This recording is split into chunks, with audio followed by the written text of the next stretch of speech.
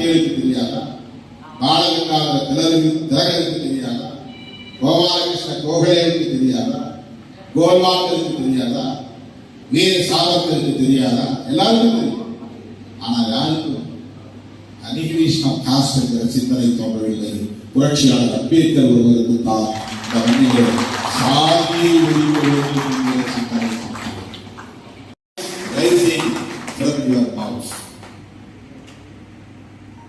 நம்முடைய நாவின் மூலமாக அம்பேத்கர் பேசிக் கொண்டிருக்கிறார். அதனால்தான் அவங்களாம் மகாத்மா.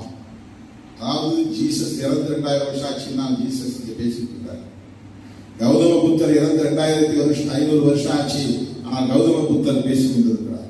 கௌதம புத்தருடைய வாய்ஸ் தான் அம்பேத்கருடைய வாய்ஸ், அம்பேத்கருடைய வாய்ஸ் தான் நம்முடைய வாய்ஸ். ஆக நமக்கு வழிகாட்டிகளாக இருக்கிறார்கள், ஆசான்களாக இருக்கிறார்கள் என்ற புரிதலோடு நாம் நம் பயணத்தை தொடர்வோம். சென்ட்ரல் பேங்க் ஆஃப் இந்தியா அதை எப்படி எதிர்கொள்வது, அதை எதிர்கொள்ள வேண்டும் என்று எண்ணுகிற போதெல்லாம் நீங்கள் சகித்துக் கொண்டு அதை எதிர்த்து போராட வேண்டும். அதுதான் அனிகிலேஷன் ஆஃப் காஸ்ட். இது இந்தியாவில் தோன்றிய எந்த தலைவருக்கும் தோன்றாத சிந்தனை. அவரை இந்த அளவுக்கு மிக உயர்ந்த